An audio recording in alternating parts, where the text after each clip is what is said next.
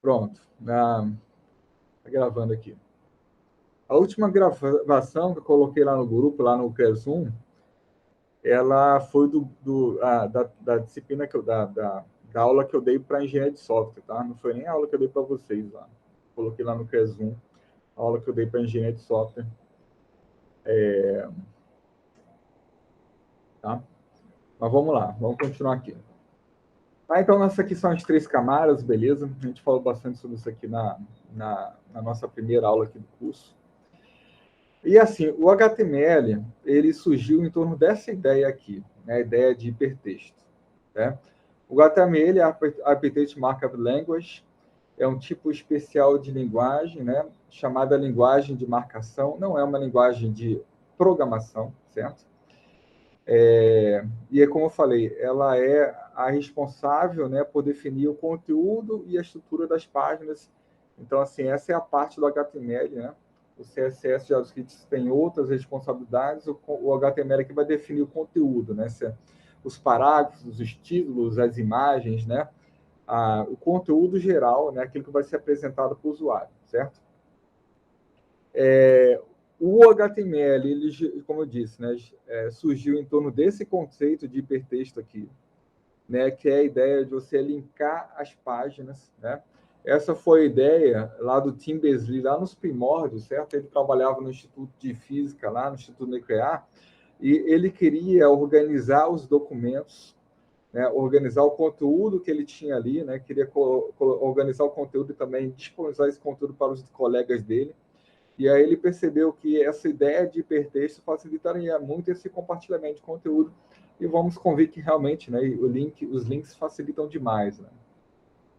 Então, essa foi a ideia que ele teve lá nos primórdios da internet e é uma ideia que está valendo até hoje e é um dos principais fundamentos, né, aqui da internet, da web, certo? Aqui uma breve história do HTML5, né? Falar rapidamente aqui, o HTML1 surgiu lá com o Tim Berners-Lee, né? A versão 1.0, certo? Na época nem chamava HTML 1.0, mas assim, passou a ser denominada essa versão depois. E aí depois começou, né? Eles criaram assim uma organização que é o W3C, WWW Consortium, que é uma organização responsável por definir a evolução da linguagem, a evolução das linguagens. Aí se inclui também CSS, JavaScript veio depois, né? E aí eles começaram a propor uma série de melhorias e veio no HTML2, 3, 3.2. Eu, quando comecei a trabalhar com web, eu trabalhava com a versão 3.2, essa primeira. Eu lembro até hoje do livro que eu comprei, né, dessa linguagem.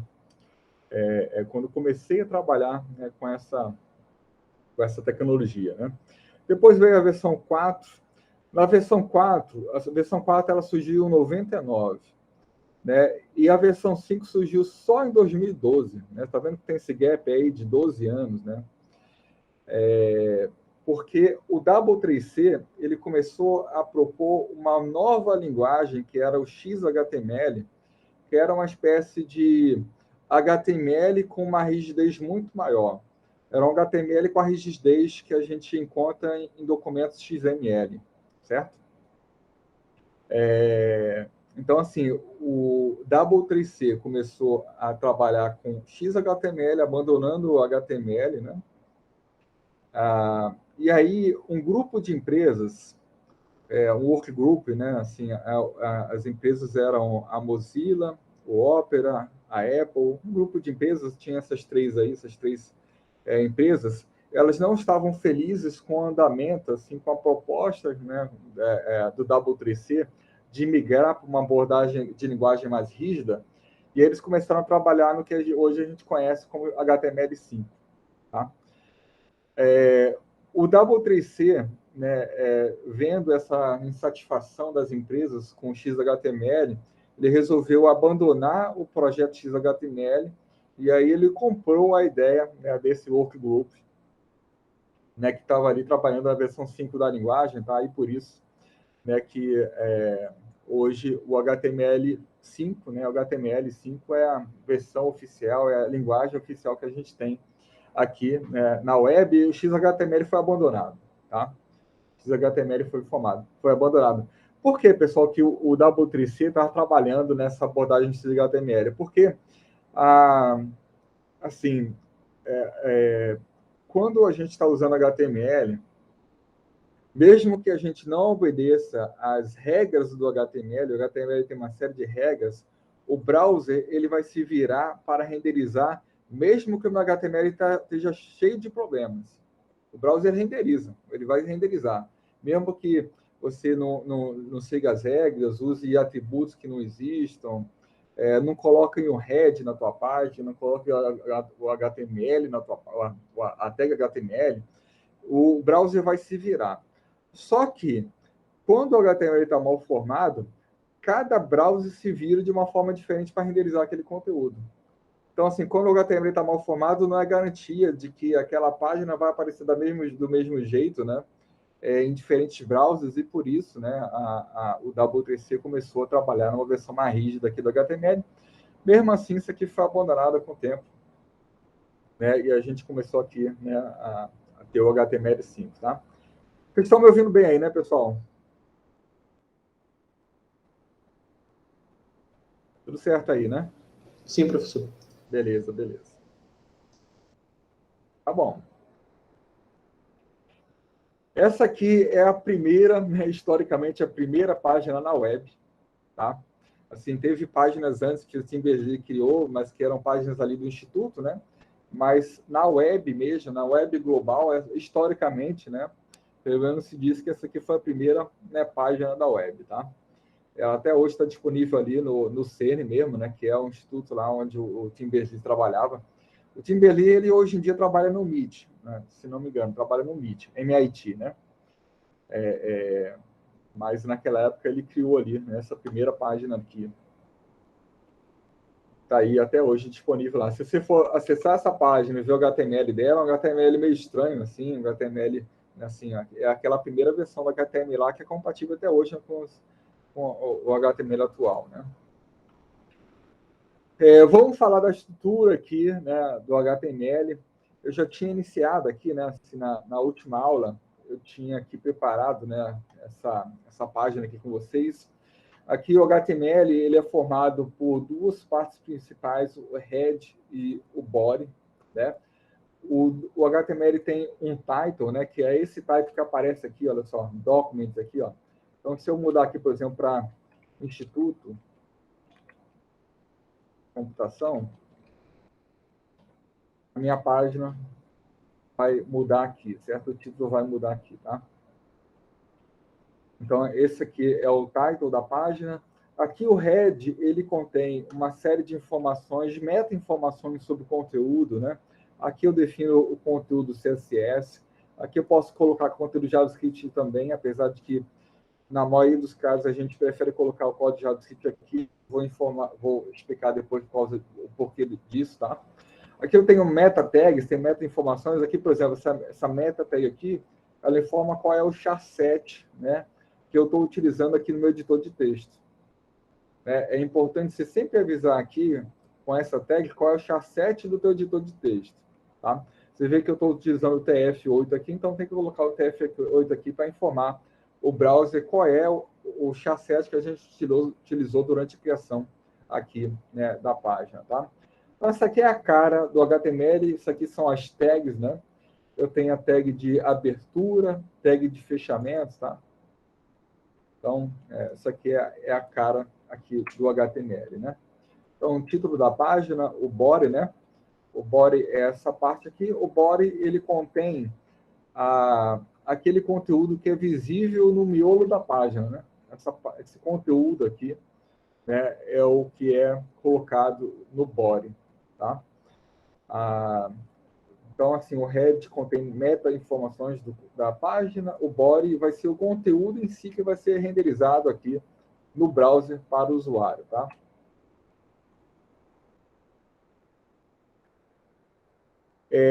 A gente tem ali no HTML, uma coisa que é obrigatória no HTML é o doctype, né? Esse código aqui que mostra para o browser qual é o tipo de documento, né? Aqui, na verdade, basicamente está falando que o documento aqui é HTML, tá?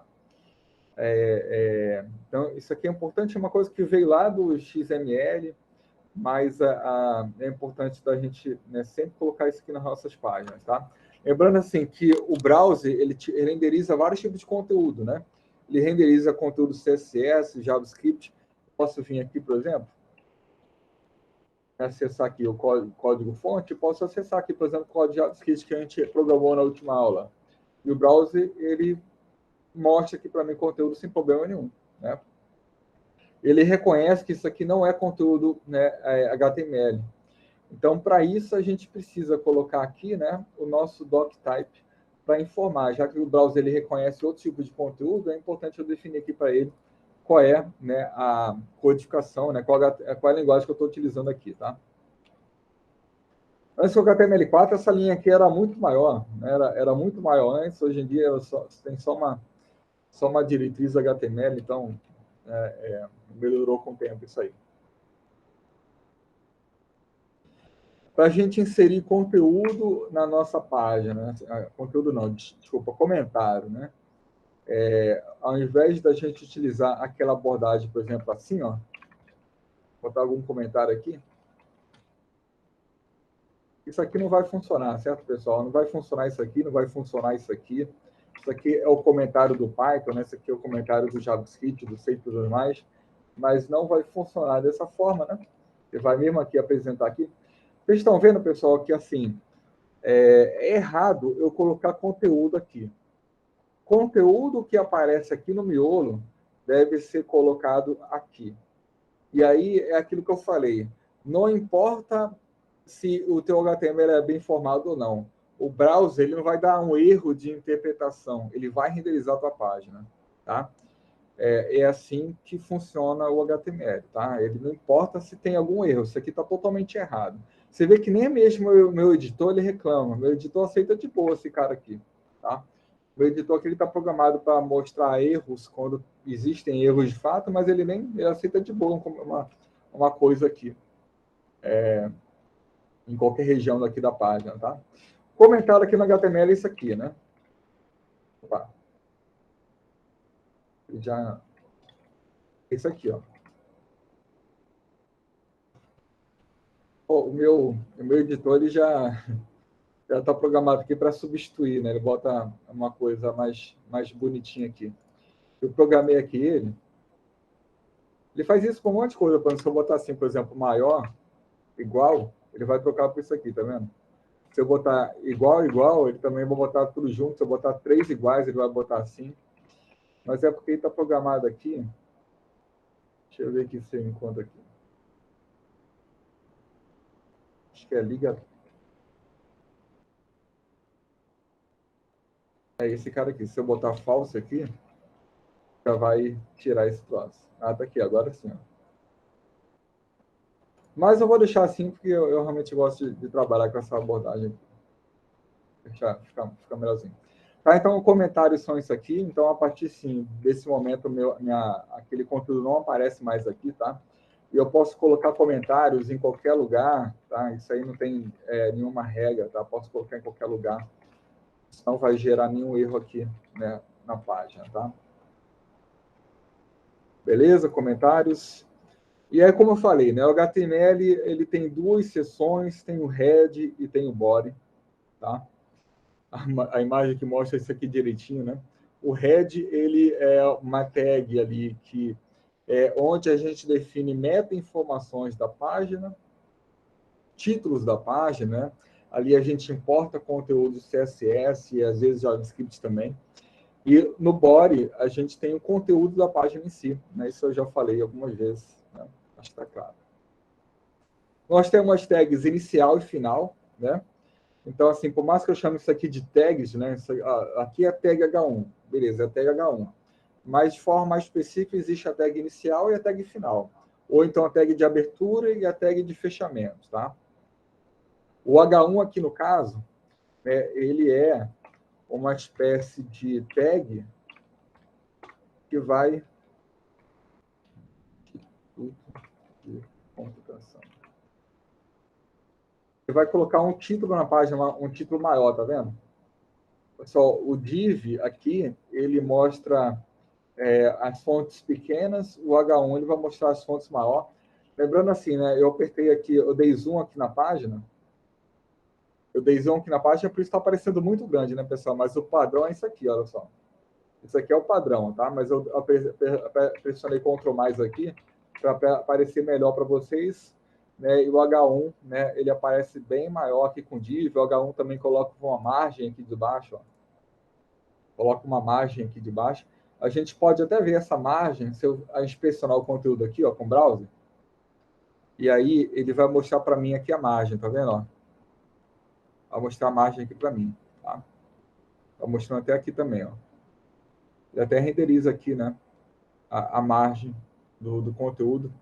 Isso aqui porque, assim, por mais que eu não tenha criado o CSS ainda desse conteúdo aqui, dessa página, quer dizer, o CSS do H1, né? Eu não tenho nenhuma diretriz CSS do H1 aqui, né? Cadê? O CSS só tem diretriz aqui por div e por body, mas cada tag ela tem sua própria forma padrão de apresentação, tá?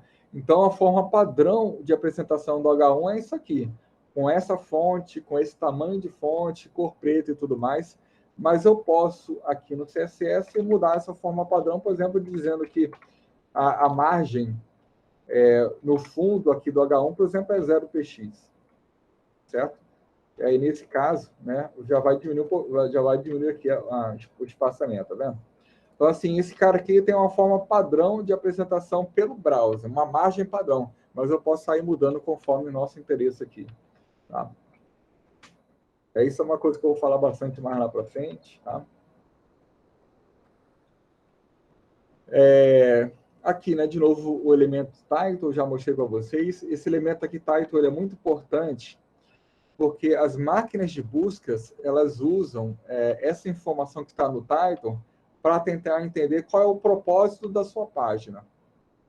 Vê que, assim, um papel fundamental das máquinas de busca, e máquina de busca é uma coisa que é muito importante na web, tá, pessoal?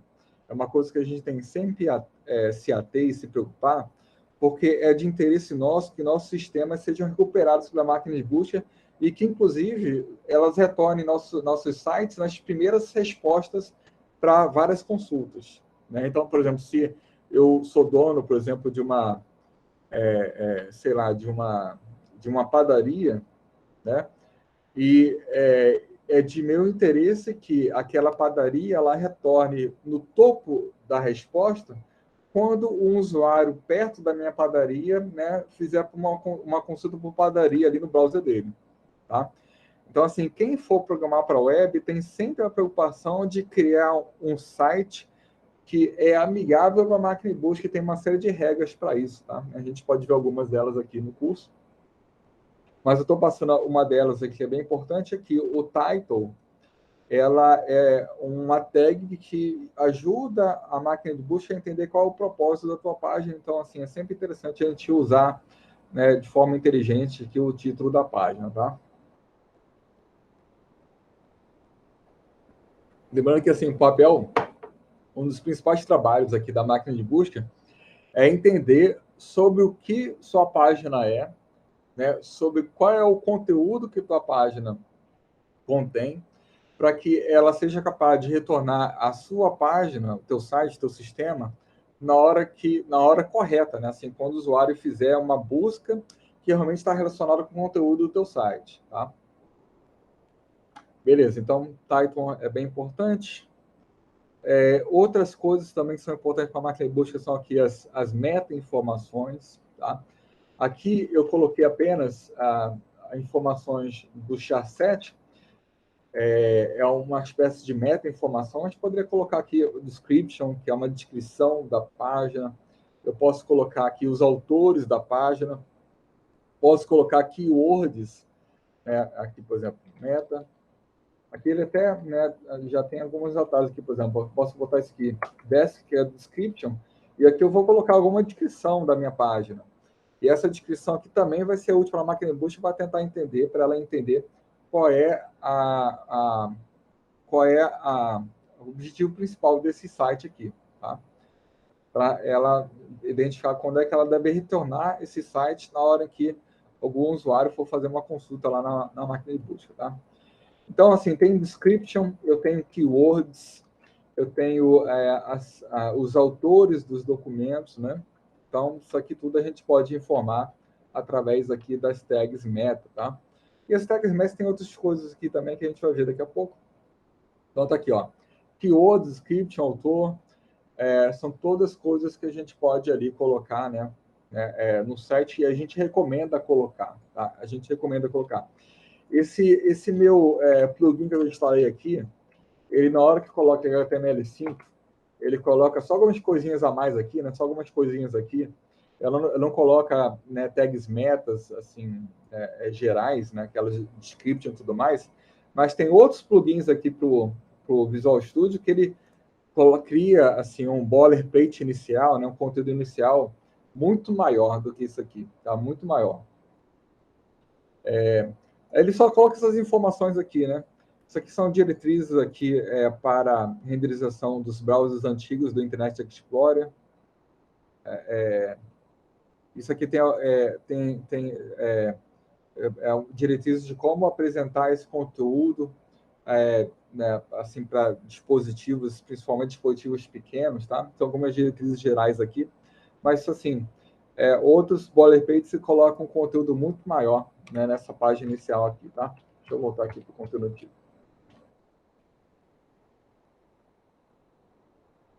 Eu também tenho meta tags robots aqui, né, que contém diretrizes para máquinas de busca. Vê que máquina de busca é uma coisa que é muito importante aqui, né, pessoal, no mundo web, certo? Então, tem meta tags que são específicas aqui para contendo diretrizes para máquina de busca. Por exemplo, robots aqui no caso, ele é uma diretriz para o crawler, né? O que é o crawler? Crawler, ele é um robô de máquinas de busca que eles varrem a internet buscando conteúdos que vão ser indexados pela máquina de busca, né? Então, assim, uma máquina de busca, ela não busca assim na web, assim, por exemplo, quando você faz uma consulta lá, por exemplo, o estudo de computação, ela não vai na web naquele instante que você faz a consulta e começa a buscar pelo conteúdo, não. Ela, na verdade, assim, ela tem muito conteúdo interno indexado, né? E ela sempre retorna conteúdos com base nos índices locais que ela tem lá dentro, né? E para isso a gente tem a figura dos crawlers, né? Dos robôs que varrem a web atrás de conteúdo que vai ser indexado pela máquina de busca, tá? É o que a gente chama de crawler, de robots, spider é aranha, né? Aranha no sentido de que ele vai percorrendo a teia, né? Que web quer dizer teia, né? Web quer dizer teia, então assim o spider ele vai andando na teia, né? A aranha, desculpa, a aranha vai andando na teia, buscando conteúdos para serem indexados pela máquina de busca, certo? Então aqui a gente tem 3 valores para essa meta tag aqui. No index quer dizer, olha, eu não quero que você indexe essa página. Essa página aqui, por exemplo, ela é particular, é uma página que não pode estar na web, não pode ser retornada pela máquina de busca em nenhuma circunstância, porque ela é coisa da minha empresa aqui, não interessa mais ninguém, então não quero que indexe ela, tá? Isso aqui é uma opção, então, para a gente colocar. No archive, eu estou pedindo para o crawler nunca armazenar ou cachear essa página. No archive, a gente utiliza assim quando, por exemplo, um site de notícia. Um site de notícia, o conteúdo sempre muda muito rápido, né? Ele sempre muda muito. Assim, cada meia hora o conteúdo está mudando. Né? Então, eu não quero que a máquina de busca cacheie aquela página, certo? Porque se ela for cachear, ela vai cachear conteúdo antigo, né? E eu quero sempre mostrar para o meu usuário o conteúdo mais novo, tá? E aí a máquina de busca ela sabe virar com isso, né? Ela sabe, por exemplo, que sites de consulta elas não podem realmente, site de consulta, não, site de notícia, você não vai armazenar o conteúdo ali, você vai, na verdade, usar outros mecanismos, né, para retornar aquele conteúdo para o usuário na hora que ele faz consultas, tá? No follow é uma diretriz que pede para que a máquina de busca não vasculhe, né? Assim, por exemplo, eu posso aqui criar links.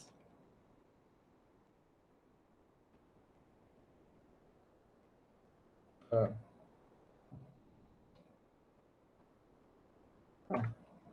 posso criar links aqui na minha página, né? Alguns links aqui. E assim, aquela diretriz aqui no follow, ela está pedindo que, quando a máquina de busca ela acessar esse conteúdo aqui, eu não quero que ela siga, né, para esse link aqui. Porque, assim, o crawler, né, o spider, o robots, o que ele faz? Ele faz uma busca em largura dos sites da web, porque a web ela é basicamente um grafo, né? Ele é um grafo onde cada nó é um site, é uma página, e a aresta é basicamente um link, né? São os links entre as páginas, né? Então, assim, a web pode ser enxergada como sendo um grafo direcionado, né? Onde as arestas são os links, e o nofollow está pedindo, ó, não siga essas arestas aqui, não siga esses links, porque esses links, muitas vezes, são de conteúdos que são privados, né? E a gente pode ter uma série de razões para isso aqui, tá? Para colocar isso aqui. E aí tem essa meta-informação aqui também, né, do SHA-7, o TF8, né? Já falei para vocês. Aqui eu mostro qual é, né, a codificação que eu estou utilizando aqui, né? Assim, qual é a codificação que eu estou utilizando no meu editor, tá? A codificação que eu estou utilizando no meu editor. Beleza? Isso é importante porque o browser não vai conseguir renderizar direito, né, o teu conteúdo aqui se você não saber qual é o chasset que você está utilizando, tá? Nós temos outras tags, meta tags, que são para sobrescrever parâmetros do cabeçalho HTTP. A gente deve falar um pouquinho mais do HTTP mais lá para frente, quando a gente for falar de Node e tudo mais. HTTP, repito, eu falei isso na primeira aula, ele é o protocolo que é utilizado para a comunicação entre cliente e servidor, né? Um site, um sistema, ele funciona, né, através de uma abordagem cliente-servidor, e essa comunicação entre o cliente e servidor é feita através do protocolo HTTP. E a gente pode colocar algumas diretrizes do protocolo HTTP aqui na nossa página. Algumas diretrizes, tá? A mais conhecida, a mais usada aqui é o refresh. O refresh ele vai pedir, né, para o browser ele recarregar a página a cada tantos segundos, tá? Então, assim, digamos, a cada 60 segundos, digamos, vocês têm um site de notícias, e aquele meu site de notícias ele costuma ser assim, a ser atualizado com muita frequência. Então, você programa ele para o browser ele recarregar ele a cada tantos segundos, tá? Mas isso é uma péssima ideia, tá, pessoal? A gente geralmente não usa esse refresh aqui, não. Porque isso sobrecarrega teu servidor. Eu percebo assim que alguns sites de notícias eles usam esse troço aí, mas isso é uma péssima notícia, uma péssima coisa para ser utilizada hoje em dia. Isso é uma coisa que é mais antiga. Hoje em dia a gente tudo isso aqui na realidade a gente não usa mais, tá? Default style a gente não usa mais essa questão de definir qual é o estilo padrão que no teu site não usa, porque a gente usa os links aqui, né? Usa, né, esse cara aqui para definir estilo. E a gente não usa mais esse content type aqui, porque isso aqui é a forma que a gente utilizava antes para definir a codificação da página, e atualmente a codificação a gente usa, né, isso aqui, a gente usa esse SHA-7 aqui. Então, isso aqui está tudo meio desatualizado, uma hora eu vou tirar esse slide aqui, que a gente nem usa mais esse troço aqui, tá?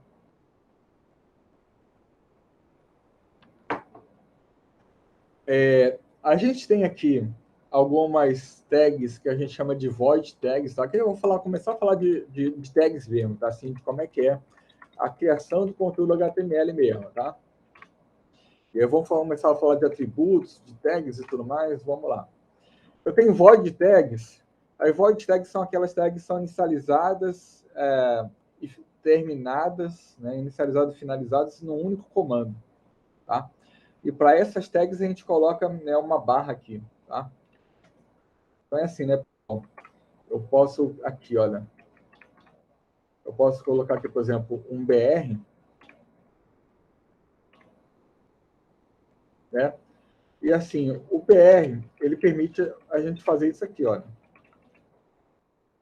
Certo? Sem eu colocar só a tag de abertura, isso aqui vai funcionar, certo? Mas, assim, assim, se a gente for seguir de forma rígida a especificação do HTML, toda void tag como esse cara aqui, eu tenho que fechar a tag aqui assim. Tá? Eu tenho que fazer isso aqui. Então, assim, O browser, ele aceita isso aqui de boa, por quê? Porque, como eu falei lá no começo da aula, o browser ele vai renderizar qualquer tipo de coisa que você colocar aqui. Ele vai renderizar. Ele vai tentar entender qual é o propósito disso aqui que você está colocando aqui, tá?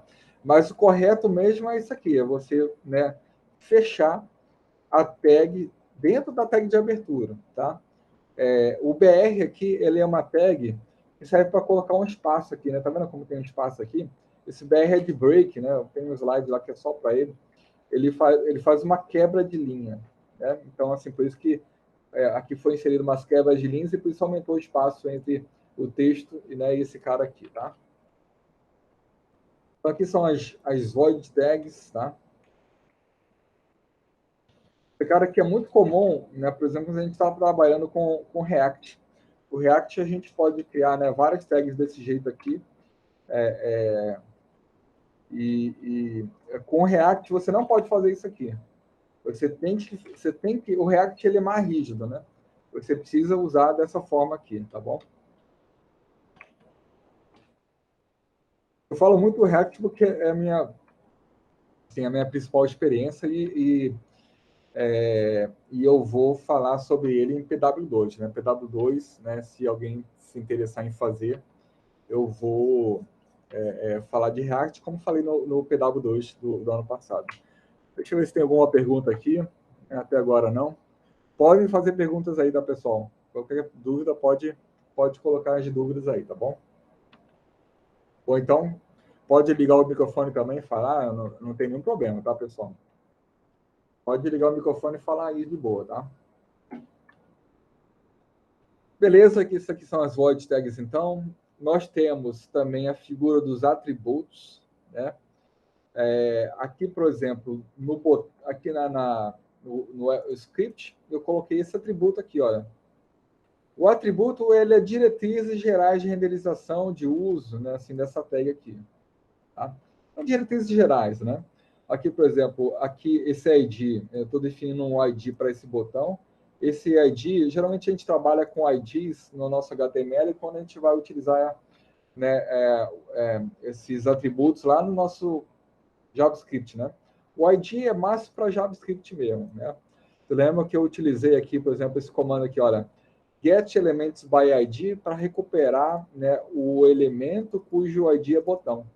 E aí, automaticamente, né, esse botão aqui passou a ser uma referência a esse botão aqui da página, porque o ID desse cara aqui é botão. Beleza? Então, tem vários atributos e a forma de definir atributos é isso, né? Colocar aqui o nome do atributo, o igual e o valor do atributo. Basicamente, assim que a gente define os atributos, tá? Nome, né, igual e valor.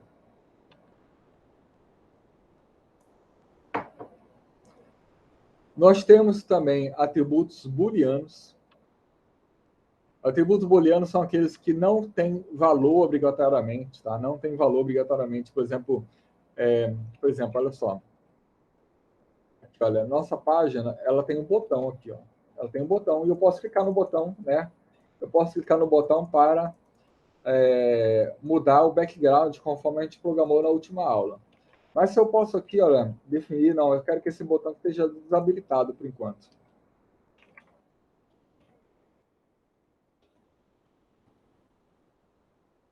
Certo? Aqui, ó, se eu for renderizar a página de novo, disabled, faltou o D aqui. Se eu for renderizar a página de novo, o botão está desabilitado, ó. Eu estou clicando nele aqui e nem está funcionando mais, não está mais mudando o background, por quê? Porque o botão está desabilitado, certo? E disabled, ele é um tipo de atributo booleano, por quê? Porque eu não preciso definir um valor para ele, né? Só a presença dele já diz que esse atributo é true, tá? Eu, quando tiro esse atributo, o valor desse atributo passa a ser falso. Quando eu coloco esse atributo, o valor dele passa a ser true dentro desse botão. Basicamente assim funciona. Apesar de que eu posso também colocar alguma coisa aqui, tá? Posso botar disable aqui também. Isso aqui também vai funcionar, né? Mas o normal mesmo é a gente utilizar dessa forma aqui, tá? Por exemplo, lá no React, se eu colocar alguma coisa aqui, ele não vai deixar. Atributo booleano é sem conteúdo, desse jeito que está aqui, tá? Beleza? É possível criar seus próprios atributos, contanto que o nome desses atributos se inicie com o prefixo data. Tá? Então, assim, aqui no HTML, por padrão, eu não posso definir meus próprios atributos. Eu não posso fazer isso aqui, ó. Tá? Não posso fazer isso. Mas, como eu falei, né? O browser ele não vai nem ligar se você colocar isso. O browser não vai colocar erro nenhum. Se você for aqui no console, olha, não tem erro nenhum aqui. Tá?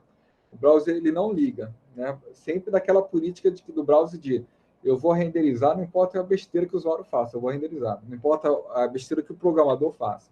Tá?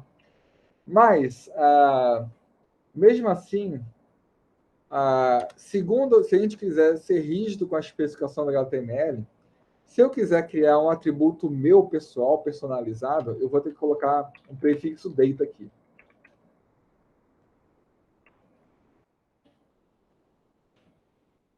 Certo? Vou ter que fazer uma coisa assim. Eu coloco o prefixo data e aqui eu coloco o valor que eu quiser. Posso botar o valor que eu quiser. Tá bom? Então, assim, segundo a especificação, isso aqui está correto. Tá? Pode ser data, pode ser área também. Tá? Esse área aqui tem mais a ver com a usabilidade, assim, para pessoas deficientes, né, visuais e tudo mais. Mas a gente usa mais, data aqui mesmo, tá? O data, tá? Então, a segunda especificação é isso aqui. Isso aqui é conveniente em alguns momentos, por exemplo, alguns frameworks, eles utilizam esses data aí, assim, facilitam o acesso a esses data, por exemplo, se você for trabalhar um dia com jQuery, jQuery, ele foi durante muito tempo o principal framework JavaScript, né? Durante muito tempo. Talvez ainda seja, tá? O jQuery ainda é muito utilizado.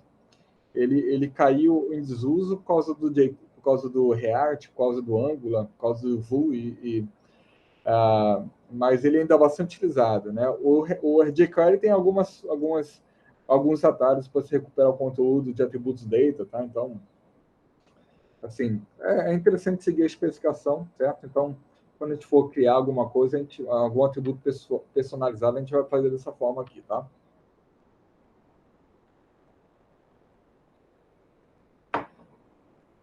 O HTML5 ele provê 6 elementos de cabeçalho, né? H1 até H6, para especificar a relativa importância de uma informação. Então, aqui, já botei, por exemplo, o H1 aqui. Vou botar, por exemplo, aqui, por exemplo, o H2. Aqui, por exemplo, o meu editor aqui, ele tem um plugin, e quando eu mudo aqui, olha só, eu vou mudar a tag de abertura, né? Ele automaticamente muda também a tag de fechamento, já posso mudar aqui diretamente. Isso aqui não é uma coisa do Visual Studio, é um plugin que eu instalei aqui que é super legal, né? Esse plugin aqui. Vou dar Ctrl C aqui, vou dar aqui para 3, vou dar aqui para 4. E se a gente for ver lá na nossa página, você vê que sai mudando, assim, né? Assim, a importância do título, o tamanho do título. Isso aqui também, pessoal, essas tags aqui, elas também são super úteis para as máquinas de busca, para elas entenderem conteúdo do seu site, porque quando você coloca H1, você está dizendo que essa informação aqui ela é importante, né? Ela tem uma informação que tem que estar destacada, então ela é importante. Então, assim, ela também é utilizada para a máquina de busca para tentar entender qual é do conteúdo aqui do seu site, tá? Então, isso mesmo. Os cabeçalhos ajudam a criar um outline, né, assim, dos documentos, uma organização dos documentos, e podem ser usados ali pelas máquinas de busca. Espaços no HTML. Deixa eu só ver se tem alguma dúvida aqui. Pode fazer PW2 com ouvinte? Pode, Bárbara, mas você pode também participar, assim, se matricular, né? Assim, o PW2 vai ser semestre que vem, não vai ser agora, não. PW2 é no semestre que vem, tá?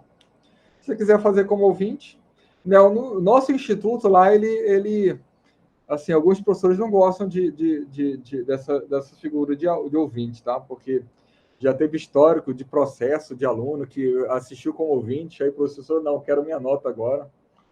Mas assim, eu não ligo muito não, se quiser. Mesmo assim, eu recomendo, né, participar, né, matriculada, tá? Vai ser período que vem.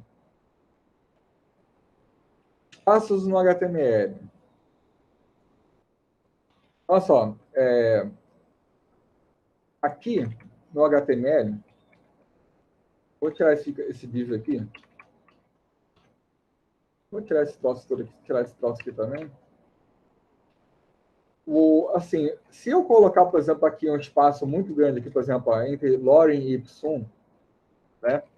O meu HTML ele não vai renderizar esse espaço, tá vendo? Ele substitui dois espaços consecutivos por um espaço só. Ele substitui vários espaços consecutivos por um espaço só, tá? Então, assim, ele ignora esse cara aqui. Se eu colocar isso aqui, por exemplo, também, ó, assim, vários parágrafos, assim, entre aspas, né? Entre, assim, linhas aqui, o meu HTML também vai ignorar novas linhas, tá? Ele vai colocar tudo junto, tá vendo? Ele vai colocar tudo junto porque para você definir esse tipo de coisa, parágrafo, você tem que utilizar a tag P. Você tem que usar as tags para mostrar para o browser o que você quer fazer com aquele conteúdo, como é que você quer que aquele conteúdo seja mostrado, tá? Então, novas linhas não são mostradas no browser, nem dois espaços consecutivos, dois ou mais espaços consecutivos, tá? Agora, se você utilizar, por exemplo, a tag pre, se utilizar a tag pre, sim, a tag pre, ela vai pedir para o browser ele manter os espaçamentos que você colocou ali, tá vendo? Ele manteve, olha só. Ele não teve quebra de linhas aqui, tá vendo? Tá tudo numa linha só. Aqui ele colocou, na verdade, tudo numa linha só em relação a isso aqui, né? Ele manteve esses espaçamentos aqui. Ele botou novas linhas aqui, tudo isso por causa da tag pre, tá? Então, a tag pre, ela mantém os espaçamentos das novas linhas que você, né, definir ali, tá? Aqui, então, aqui está tudo, vários parágrafos, mas ele aglutinou tudo num parágrafo só. E aí, se eu quiser, depois eu vou falar do tag pre de novo aqui, se eu quiser vários parágrafos, e aí, no caso, é interessante a gente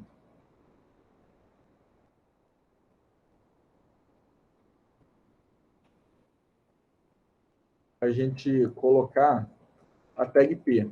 A tag P, ela serve para você definir um parágrafo mesmo, certo?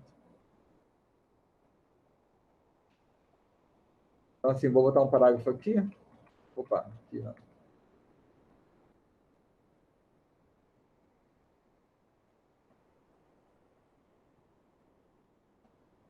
Tá em 4 parágrafos, e aí minha página ficou assim, tá vendo? Tá? Então, a tag P é para isso, tá? A tag P é parágrafo mesmo, e aí a gente vai utilizar ela para separar conteúdos, né, consequentes ali, uns parágrafos de textos grandes, certo? Bom, tá aqui. Ó. Nós temos a tag BR. A tag BR eu já falei para vocês, né? É uma tag void que serve para você fazer um break, né? Um break aqui no conteúdo. Então, assim, ela é diferente de parágrafo, né? Ela não vai colocar, não é para fazer isso aqui, ela não coloca uma margem em cima e depois, tá? O parágrafo aqui, o espaçamento que entre o parágrafo e outro é uma margem, né? Tipo, se você for inspecionar aqui o parágrafo, você vai ver que a margem dele, olha só, é 16 pixels, tá vendo? Tanto em cima como embaixo, tá? Tá aqui, né, o conteúdo CSS aqui definindo a margem. Depois a gente vai falar que esse é um em aqui, tá? A gente vai falar sobre isso aí lá no CSS, tá? As aulas do CSS. Mas a tag BR, ela vai colocar só um break. Ela não tem uma margem, ela é realmente uma nova linha. Então, assim, esse conteúdo é renderizado dessa forma aqui, tá vendo? Então, assim, se você quiser, por exemplo, colocar aqui, né, uma poesia, que tal como essa aqui do Manuel de Barros, ela vai criar breaks de uma linha para outra. Tá? Manuel de Barros é um cara que eu gosto bastante, ele faleceu há alguns anos atrás aí, mas é um poeta que eu gosto bastante dele. Tá? Então, break é isso aí. Já falei a tag pre também. A tag pre ela vai manter os espaçamentos, vai manter as novas linhas que você colocar aqui. Tá? Para que pre é muito utilizada, pessoal? Pre é utilizada para isso aqui, olha só. Tá? Botei aqui de novo. Se você quiser, por exemplo, pegar esse conteúdo aqui JavaScript, olha só, conteúdo JavaScript, e for colocar aqui na sua página, por exemplo, dentro de um div,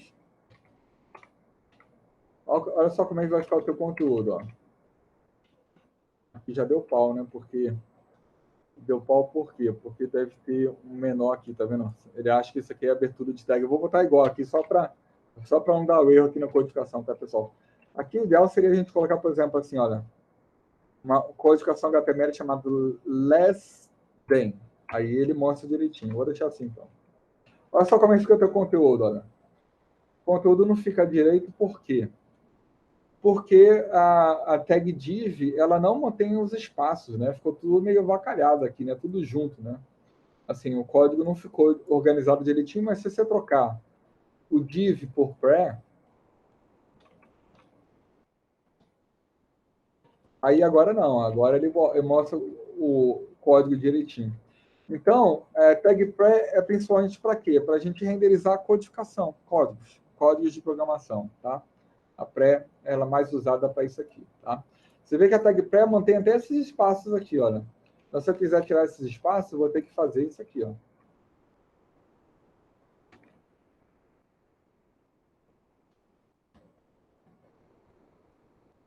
E vou ter que botar tudo lá para assim, né? Bom, a gente tem também aqui uma tag code. Essa tag code aqui, ela não substitui a pré. A tag code aqui, ela só serve para a gente mudar um pouquinho a forma de apresentação desse código aqui. Por exemplo, aqui a gente pode mudar a fonte. Né? A tag code, ela é mais uma tag semântica, né? Ela não muda muita coisa na página, é mais para informar ali, por exemplo, o browser de que aquilo ali é um código, tá? Tem algumas tags semânticas mesmo, né? Code, por exemplo, é uma delas. Tem algumas tags que não são assim para não tem tanta relação com a apresentação, apesar de code ser utilizado nesse sentido, mas é mais utilizado aqui para uma semântica, mostrar para o browser que ali é uma codificação. Esses caras aqui a gente vai falar daqui a pouco, tá? O que é, por exemplo, essas codificações HTML aqui, tá? Beleza. Tá aqui, tá aqui, ó. Eu nem lembrava que tinha esse slide aqui. Então, a tag prep é utilizada para isso aqui, certo? Mais para ali para a gente definir códigos, né? Tá? E aí, vamos falar de imagens aqui. Assim, a gente tem aqui, né, a tag img para a gente colocar alguma imagem na nossa página, img, certo? O img ele possui esses dois atributos obrigatórios aqui, o src e o alt. src é o atributo source, né? Ele define qual é o path da imagem dentro do teu servidor. E alt, ele é um conteúdo alternativo, né? Um texto que você vai apresentar, caso aquela imagem não consiga ser renderizada pelo browser. Esse alt é o de alternative mesmo, né?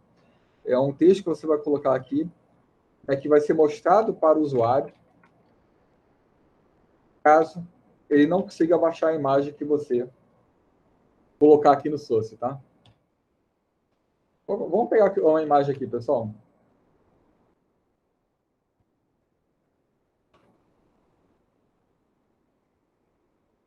Por exemplo, uma imagem, por exemplo, do React, um logo do React, pronto.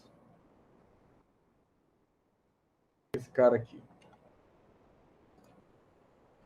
Abrir esse cara, abrir imagem numa nova tag. Aí, olha só, isso aqui é uma imagem, certo? Eu posso pegar essa imagem aqui, por mais que ela esteja em outro servidor, eu ainda posso colocar ela aqui, né, no src, para que ela seja visível aqui na minha página, pessoal. Já sei que ela fosse fundo transparente, mas não é, né? Enganou aqui a gente. Vamos pegar uma imagem aqui de fundo transparente, então. Vou botar aqui, por exemplo, mais ferramentas, cor transparente, ó. Vai tornar aqui para a gente uma imagem realmente transparente, né? Vou pegar esse cara aqui, então.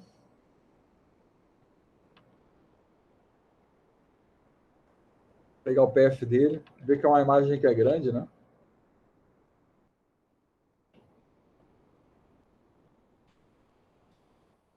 Ó, imagem bem grande, certo?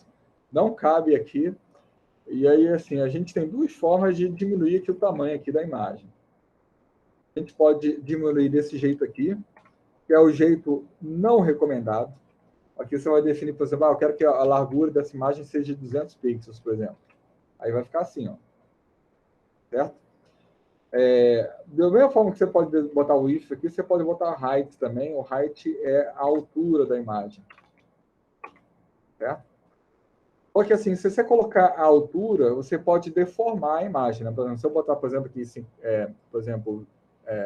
40 pixels, ele vai deformar a imagem. Por quê? Porque quando eu coloco só a largura, o browser ele vai se encarregar de colocar uma altura que é compatível com a largura que você definiu. Tá? Então, assim, se você for colocar a altura também, você tem que colocar exatamente, né, assim, de forma proporcional com a altura correta. Tá? Então, no caso, é melhor você colocar só, né, a largura aqui.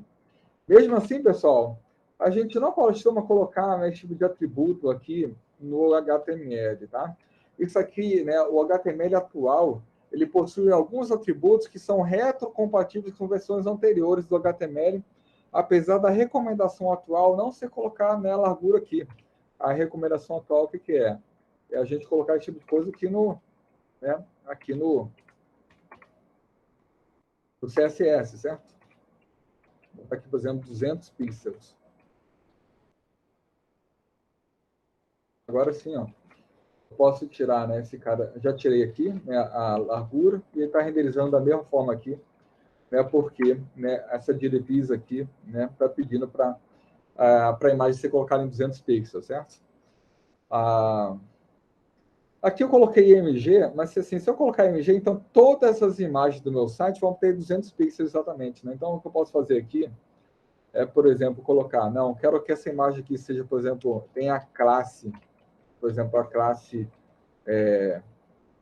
logo, digamos assim, e aí eu vou aqui no CS e digo, não, só a imagem cuja classe for logo vai ter 200 pixels.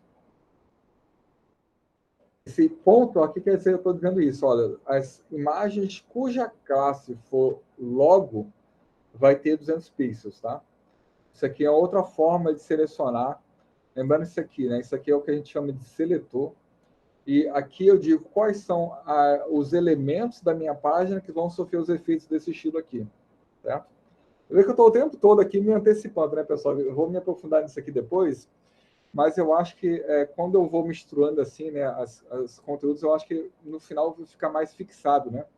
Se eu falar disso aqui só uma vez ao longo do curso, vocês não vão decorar, mas se eu falar várias vezes ao longo do curso, se eu falar, né, várias vezes esse conteúdo aqui ao longo desses 3 meses, 4 meses que a gente for passar juntos, eu acho que é mais fácil vocês decorarem isso aqui, então por isso eu costumo repetir várias vezes a mesma coisa, tá?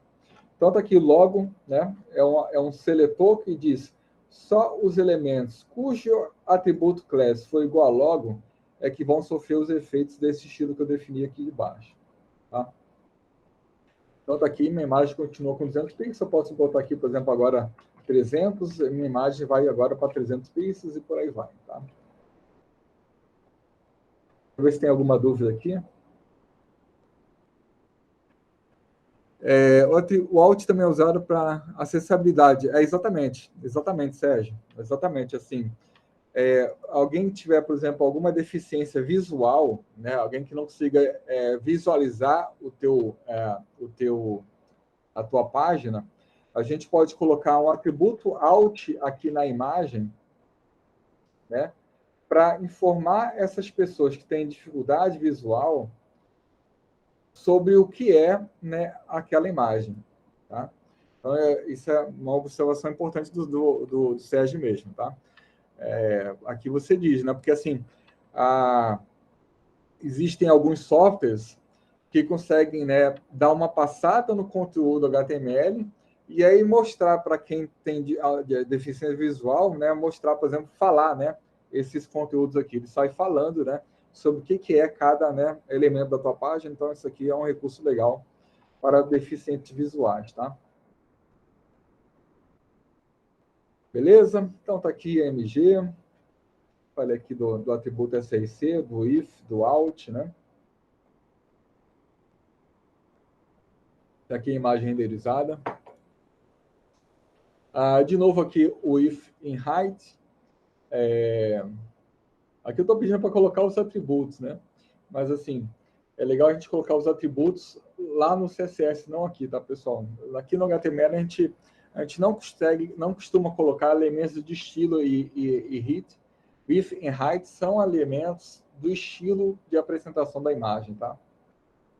Mas o fato é, assim, o que ele está falando ali é importante. O que eu estou falando, aliás, que eu fiz slide, né? É importante porque se eu não colocar aqui a largura, digamos assim, por mais que a imagem ali, essa imagem aqui, ela já tenha 300 pixels, eu mesmo assim tenho que informar a largura aqui, porque quando o browser for renderizado, aliás, quando a página for renderizada, ele, na hora que ele vê que tem uma imagem aqui, ele vai carregar, né, aquela imagem, assim, na verdade, assim, antes de ele carregar a imagem na página, ele vai colocar aqui, você vê assim, o browser, ele primeiro faz o download desse conteúdo HTML aqui, e depois ele sai baixando o resto do conteúdo, né? Baixa o CSS, o JavaScript e as imagens. Então, assim, imediatamente após o browser ele carregar, se bem que, imediatamente após o browser ele carregar esse conteúdo HTML, já é interessante ele conhecer qual é a largura e qual é a altura da imagem, para que ele já coloque aqui na página, assim, já coloque na página um conteúdo, um espaço, né, para o qual aquela imagem vai servir, certo? Porque senão, assim, na hora em que, digamos que assim, na hora em que o browser carregar essa imagem, ele não vai saber qual é o tamanho daquela imagem e por isso ele não vai disponibilizar o espaço, né, onde aquela imagem vai ser alocada. Ele vai colocar, por exemplo, no primeira renderização, vai colocar o function aqui em cima, olha, sem alocar o espaço para essa imagem. E na hora que a imagem for baixada, ele vai assim deformar, né, a página, botando aqui, né, assim a imagem no lugar que era reservada para ela, tá? Não sei se ficou claro, pessoal, me atrapalhei aqui na explicação. Mas o fato é assim, né? Quando ele abaixa o HTML, é importante ele já conhecer aqui a largura, porque senão, assim, na medida que as páginas vão sendo baixadas, a imagem, o site vai sendo, né, assim, todo reestruturado novamente, né? Tá? Então, você pode definir, assim, o conteúdo, no conteúdo CSS, aqui em cima, porque no conteúdo CSS é o primeiro conteúdo que é baixado. Ele é baixado antes das imagens, porque o CSS é definido aqui no head, né? O browser, ele vai baixando, assim, de cima para baixo, né? Primeiro baixa isso aqui, depois baixa as imagens, então quando ele baixa o CSS, ele já vai saber qual é a largura das imagens, então ele vai alocar espaço aqui para elas, e quando a imagem for baixada, já vai ter espaço ali para ela ser alocada, tá? Espero que eu tenha conseguido explicar isso direitinho. Eu sempre me atrapalho na hora de explicar isso aqui. Isso, exatamente, ele já reserva espaço para a imagem, exatamente, Sérgio.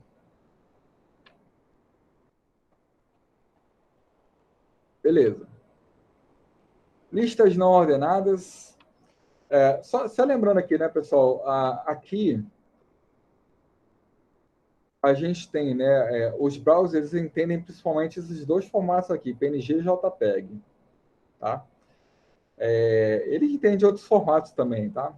Entende SVG, entende GIF.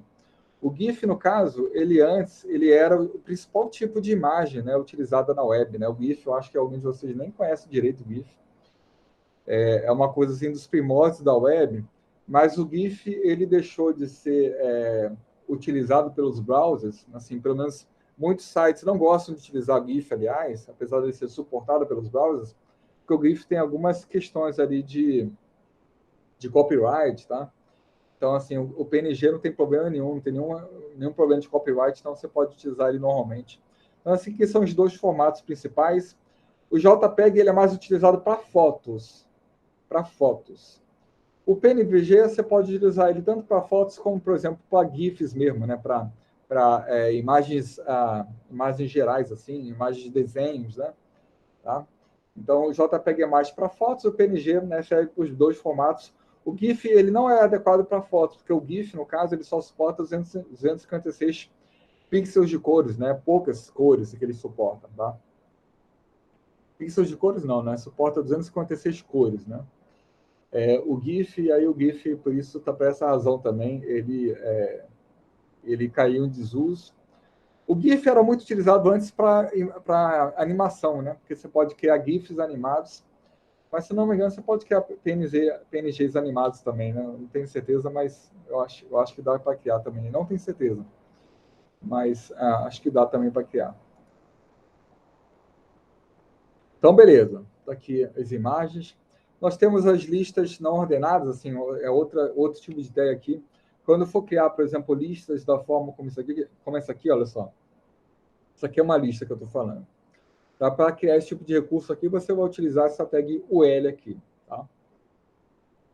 O LI é cada item da tua lista, tá? Listing item, né? Tá? Cada item da tua lista vai ser o LI, certo? Aí você vai ter como resultado esse cara aqui, tá? Nós temos também a lista ordenada, né? A lista ordenada, ela no caso vai colocar, né, um número, tá? Um número ou então alguma outra ordenação aqui para essa lista aqui, tá? Aqui no caso já não tem nem Plutão, que a gente tirou o Plutão. Então tá aqui os 8 planetas do Sistema Solar. Então, essa aqui é a lista ordenada, só que a lista ordenada, você pode usar outros tipos de ordenação, né? Por exemplo, vamos lá. Aqui, por exemplo, ó, OL. Você pode botar, por exemplo, um... O que é isso aqui, cara? Está mostrando aqui. LI, vou botar Mercúrio. Vocês conhecem decorado aqui os Vênus, Terra, Marte, Júpiter. Fala no Júpiter mesmo. Então tá aqui, né, a coisa ordenada, certo? Os 5 primeiros planetas do Sistema Solar.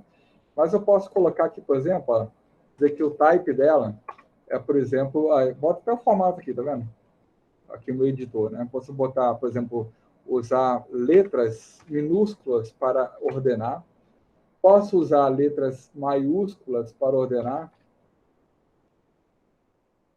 Posso utilizar números romanos minúsculos.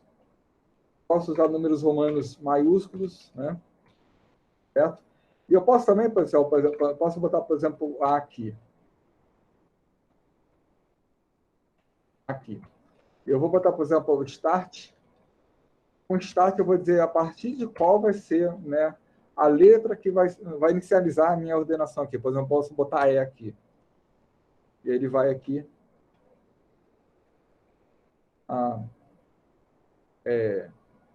Achei que ele fosse. Será que é numérico isso aqui? Ixi, eu acho que ele só aceita numérico, então.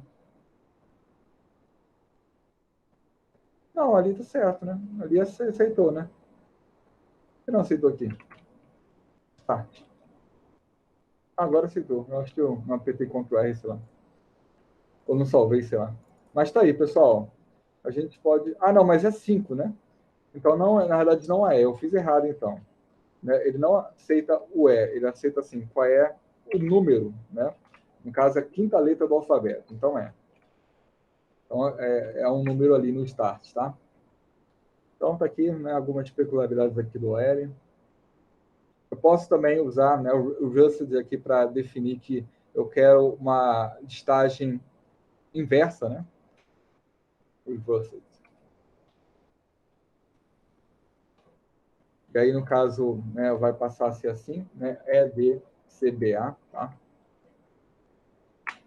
Beleza. Hyperlinks. Outro tópico importante, viu que eu estou passando em várias tags aqui, né, que vão ser, né, importantes aí para a gente, né, que a gente vai usar bastante, né. Imagino, pessoal, que para alguns de vocês, assim, está bem introdutório, né, por exemplo, o Sérgio, que já trabalhei só com um tempo, tá bem introdutório, mas, enfim, algumas pessoas podem não conhecer e eu acho que é importante a gente falar disso aí. É isso mesmo, né, Sérgio? O GIF só suporta 256 cores, né? É pouca coisa. 256 cores era muito para a web, nos primórdios da web, porque as páginas eram mais simples mesmo, né? E assim, nos primórdios da web, a gente utilizava, assim, aqueles modem, né, que funcionavam, por exemplo, a 128K por segundo, no máximo, 64K por segundo. Eu acho que a minha primeira internet foi tipo isso, foi 32K por segundo ou 64K por segundo, tá? Pra vocês verem como é que eu sou velho. E aí, por exemplo, não dá para colocar uma imagem de 3 mega, né? Tem que ser imagem simples. E aí um GIF ele tem só 256 cores, né? São geralmente arquivos muito pequenos, né? Arquivos muito simples. E aí, assim, para um modem fuleiro como esse 32K, baixa rapidinho, né? Tá? Não, eu não sei, Sérgio, assim, eu não sei, eu estou em dúvida que tenha PNG animado, tá? Se vocês puderem confirmar aí para mim, eu realmente estou em dúvida se tem esse tipo de recurso aqui, tá? Realmente estou em dúvida mesmo porque atualmente você usa, quando você quiser colocar uma animação, você pode colocar um vídeo mesmo, né? Assim, a gente tem a tag vídeo que dá para colocar, né? Na, na, assim, nas nossas páginas, então,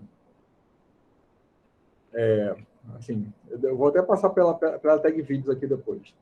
Hyperlinks são esses caras aqui que permitem a gente navegar, né? Navegar entre as páginas, certo? Certo? Então aqui, eu posso aqui, por exemplo, colocar, né, uma tag A, vai ser um link, posso botar aqui, por exemplo, google.com, Google. E aí, no caso, né, quando o cara for clicar no link, ele vai ser direcionado para o Google. Aqui, ó. Certo? O padrão aqui do Google é Black, mas está aqui, ó. Aí tudo isso aqui a gente pode mudar, pessoal, o estilo disso aqui, né? Por exemplo, eu posso aqui, com o CSS, tirar, por exemplo, esse underline aqui. Eu nem lembro, pessoal, como é que a gente tira esse cara aqui. Deixa eu ver aqui. Tá? Eu acho que é Text Transformation, Text Decoration. Não, não é Decoration.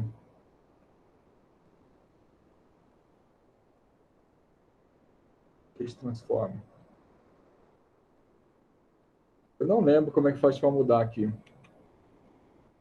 Tá na ponta da língua aqui, mas é text, assim, para tirar esse underline de baixo aqui, ó.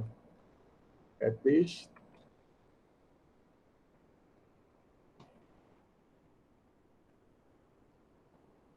Ah, não lembro, cara. Não lembro, não. Mas engraçado que é uma coisa que eu uso o tempo todo, que eu sempre tiro esse underline aqui assim, das páginas. De web, né? Assim, hoje em dia tem, para a gente decorar as coisas, a gente tem um grande inimigo, né? Que é a internet, né? Porque, por exemplo, quando você não lembra de uma coisa, você vai, cata na internet, você descobre rapidinho, e você não precisa nem decorar nada, né? Você vai fazendo, né? E é por isso, assim, que nesse curso aqui, tá, pessoal? A gente nunca pede, assim, para se decorar coisas, tá? Eu não vou pedir para vocês decorarem, assim, os comandos de JavaScript, né? Decorar coisa, porque, na verdade, hoje em dia não é muito necessário, né? Você vai na internet e você cata as coisas quando você não tiver, quando você não lembrar, tá? Eu acho que em programação não é tão importante hoje em dia você saber exatamente o nome de tags e aí o nome dos atributos que você vai utilizar. Assim, na verdade, a gente decora como? Na medida que a gente vai utilizando, né? Eu decorei muita coisa aqui, não foi porque eu peguei o nível e fiquei ali passando ali, né, horas ali tentando decorar cada tag e tudo mais. Eu decorei porque eu uso esse troço aqui tem 12 anos já. Aliás, tem mais de 20 anos, aliás. E aí você vai decorando, né? A gente decora com uso e não, né, e não com não passando horas tentando decorar e não estudando para a prova, né? Minhas provas não têm decoreba, tá, pessoal? Minha prova é totalmente diferente. Minha prova é você chegar ali e codificar na verdade, sim, quando eu perceber que para você fazer uma questão ali, resolver uma questão, você precisa de alguma informação, por exemplo, o nome ali de uma função, de um método JavaScript, eu vou passar o método para você. Eu vou dizer, ó, use esse método e por aí vai, tá? Acho que decorar hoje em dia em computação não faz tanto sentido mais, tá? Beleza? Esses aqui são os hiperlinks, então, tá? Alguém escreveu aí qual é o nome da Page Decoration? Não, é exatamente o Ingrid, isso mesmo. É isso mesmo, Decoration, exatamente. Então, aqui, né? Agora sim, meu link vai ficar sem, né, o underline aqui, certo? É isso mesmo. Obrigado, Ingrid. Exatamente, tem autocomplete, né? Porque a gente vai ficar decorando coisa, né? Programação não faz muito sentido, né? Não faz muito sentido. É porque, por exemplo, eu programo, por exemplo, em Python, né? Algumas coisas eu faço em Python também. Mas no Python não é uma linguagem, por exemplo, que eu programo o tempo todo. Sempre que eu vou programar, eu não lembro exatamente, assim, de muitas coisas. E eu cato na internet. Com o browser do lado, eu programo em Python rapidinho. Mas sem um browser, eu não consigo programar em Python, né? Mas olha só, os fundamentos da linguagem você tem que conhecer, né? Por exemplo, JavaScript, como eu falei, é baseado em fundamentos muito diferentes daqueles de programação, das demais linguagens de programação. E sem os fundamentos, você patina, né? Então, assim, os fundamentos você tem que conhecer, certo? Os fundamentos você tem que conhecer bem. Mas decorar, né, nome de tag, nome de funções e tudo mais, eu acho irrelevante hoje em dia.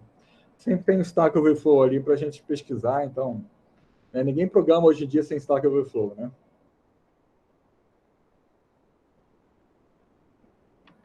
Tá, então, assim, os hiperlinks você pode utilizar o href ali para colocar, assim, um site. E você pode também colocar um e-mail aqui também, por exemplo, pode botar mail to, dois pontos, aí quando você faz isso e clica aqui no link, ele vai abrir para você o client, né, de e-mails que você utiliza no computador, mas hoje em dia todo mundo usa Google, assim, usa um Gmail da vida, usa... Então esse troço aqui cai em desuso, tá, pessoal? Assim, a gente acaba não utilizando porque assim, a gente não costuma colocar links em e-mails, porque realmente esse MyUtil aqui.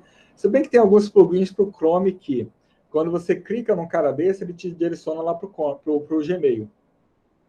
Ou então, né, tem o sistema web que você usa para e-mail, tem alguns plugins para o Chrome para isso, mas o fato é que cai em desuso esse tipo de recurso aqui, tá? Os hiperlinks, você pode, tem esse atributo target aqui, né, que diz onde é que a página vai ser aberta. Então, por exemplo, olha só. Se eu botar, por exemplo, ó, target é igual. Cara, o que o Firefox está reclamando aqui, cara? Ele está abrindo coisa aqui do nada aqui. Se eu botar, por exemplo, target é igual a blank, isso quer dizer que ele vai abrir o Google numa nova aba do browser. Então, ó, vou dar Ctrl R aqui. E agora, se eu clicar aqui no Google, ele vai abrir uma nova aba, tá vendo? Se eu colocar self, ele vai abrir na mesma aba, mas esse self não precisa, porque esse é o comportamento padrão. Tá? Você não precisa botar o self ali, porque é o comportamento padrão. Então, assim, geralmente, nosso site, quando a gente vai usar o link para navegar dentro do nosso site, a gente não coloca o target blank. A gente coloca target blank quando? Quando a gente está apontando para alguém, para algum site fora do nosso site. Porque a gente não quer perder o usuário, né? A gente quer manter o usuário dentro do nosso site. Você vai colocar um link para um outro site, bota blank. Aí o cara vai abrir uma nova aba e teu site vai continuar aberto numa aba, né? Numa aba anterior, tá bom? Beleza? E aqui a gente tem os caracteres especiais, que a gente utiliza bastante também aqui. Aqui eu já mostrei, né? Por exemplo, aqui, olha, eu utilizei um caractere especial aqui, ó. Caractere especial, o que é, pessoal? Quando eu quiser apresentar um caractere que não tem no teclado, né? Assim, por exemplo, não é assim uma letra nem um número, apesar do browser suportar alguns outros caracteres aqui, mas tem uma série de caracteres que o browser não suporta. Né? Por exemplo, esse caractere copy aqui, ó. o marca registrada, trade, né? A Libra, as letras gregas e uma série de outras coisas, o menor ou igual, né? O menor, tudo isso aqui, o browser não consegue renderizar, e aí para isso a gente tem que utilizar esses especiais aqui. Tá? Esse less than aqui, olha, por mais que o browser ele tenha, né? Assim, aqui ele está mostrando o menor, tá vendo? Está mostrando o menor. Mas você não pode colocar isso aqui, porque isso aqui é usado para abertura de você colocar nas tags, né? Então, quando você coloca assim, o browser vai achar que você está abrindo uma tag. Apesar de que o meu Chrome, o meu Chrome renderizou assim mesmo, né? Tá vendo como o browser ele se vira para renderizar as coisas? Ele sacou que isso aqui não é, né, abertura de tag, apesar de que aqui o meu Visual Studio ele reclamou, olha só, tá dando erro aqui, ó. Você abriu a tag aqui, né, e aqui, né, tá estranho. Então aqui eu tenho que usar a codificação less than. Eu posso usar o greater than, tá? Eu acho que também tem greater than equal. Eu não estou lembrando aqui qual que é. O greater than equal. É GTA, não? Ele não está aceitando, né? Eu esqueci aqui qual que é o menor igual. Maior igual. É greater. Não. É greater than or equal, né? Em inglês. Acho que sim, qual que é. Mas, enfim, esse cara aqui, você precisa colocar. E talvez nem tenha greater than or equal aqui. Talvez nem tenham isso, esse caractere. Depois eu pesquiso aqui. Tá, pessoal? Então, esses aqui são os caracteres especiais. Então, assim, a gente utiliza ele para caracteres que não podem ser apresentados no browser, porque não tem aqui teclas para ele, né? Por exemplo, eu não tenho uma tecla para o alfa aqui. Não tem como colocar no meu teclado aqui uma tecla alfa. Então, eu uso essa codificação especial aqui, tá? E aí tem vários tipos de codificação especiais. Aqui coloquei o Double3C Schools, ele é um site oficial do Double3C. Double3C, de novo, né? É www Consortium. Ele é um site que contém ali uma série de tutoriais, né? De várias coisas da internet, inclusive de JavaScript, CSS, HTML, tá? E nesse site que ele mostra, assim, quais são os caracteres especiais. Deixa eu abrir esse cara aqui.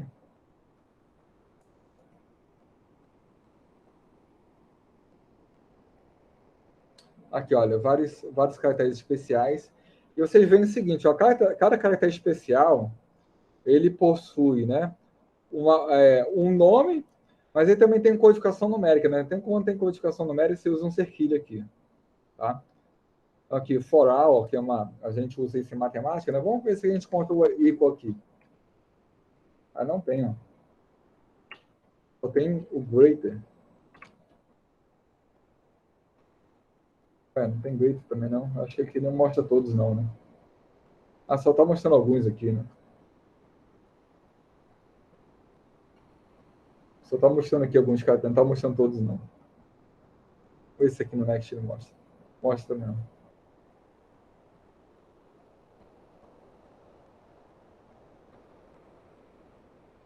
Pessoal, eu juro que isso aqui é novo para mim, ó. Eu não sabia que tinha emoji aqui, não. Tá vendo? Tem emoji aqui, tá vendo? O cara que é especial, você coloca emoji aqui. Juro para mim que eu não, juro para vocês que eu não sabia disso. Emoji no HTML, tá vendo? Vivendo e aprendendo. Então aqui tem os caracteres aqui especiais para os emojis também.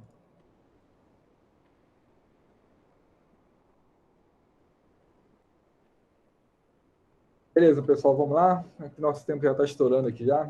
A gente tem barras horizontais, né? As barras horizontais, né? São barras que a gente pode colocar ali no nosso site, né? Por exemplo, uma linha horizontal.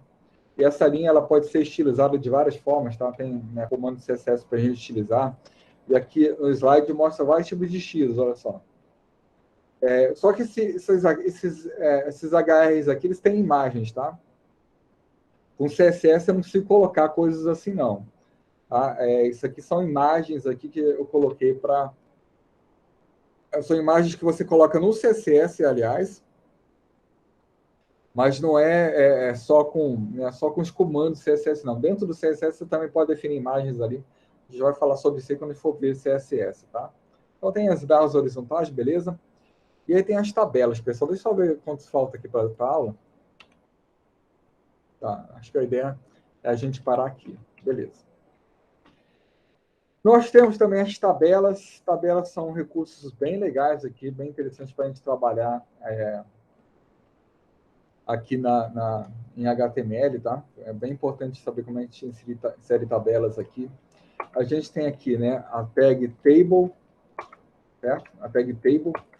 E dentro da tag table, eu vou inserir uma série de tags para informar quais são as linhas e as colunas aqui da minha tabela, tá? Aqui, na tabela, eu começo definindo quais são as linhas, né? Então, eu vou usar, por exemplo, o TR, a tag TR, para definir uma nova linha para a minha tabela. TR é de table row, né? Assim, linha, né? E aqui dentro de TR, eu vou definir os campos da minha tabela. Por exemplo, eu vou botar TD aqui. E aqui, por exemplo, eu vou botar, por exemplo, um aqui. Aqui, por exemplo, eu posso botar 2. Isso aqui é uma linha que eu criei, olha só, uma linha.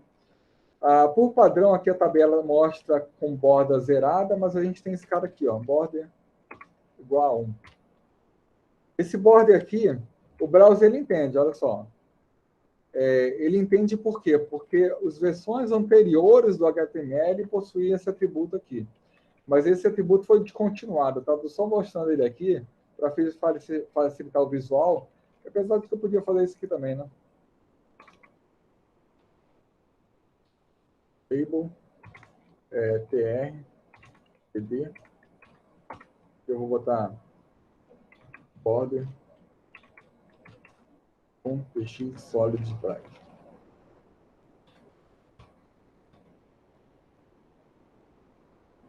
Aí, nesse caso, a gente pode tirar esse cara aqui.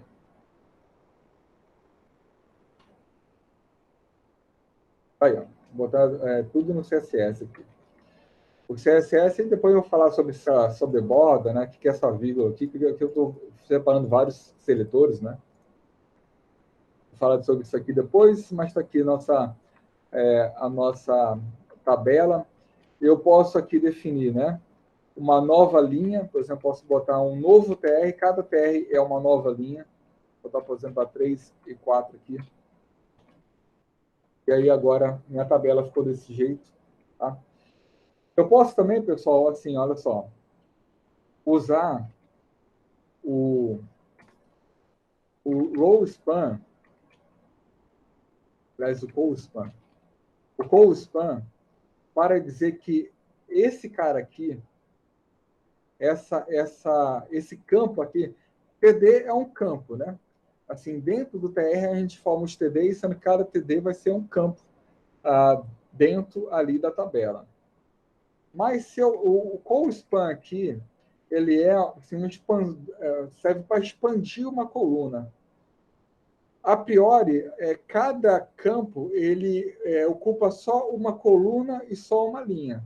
Do jeito que está aqui, olha só, cada campo ele ocupa só uma linha e só uma coluna. Mas eu posso pedir para esse campo aqui ele ocupar, por exemplo, duas colunas. E aí, por isso é call span. E aí, no caso, como ele vai ocupar duas colunas, você tem que remover esse cara aqui, ó. Esse aqui é a segunda coluna, ó. Esse cara aqui é a segunda coluna. Eu vou remover esse cara aqui e aí, né, a minha página vai ficar assim, olha só. A primeira linha, ela tem um campo só ocupando as duas, né, as duas colunas. Não adianta eu fazer isso aqui, olha só. Se eu fizer isso aqui,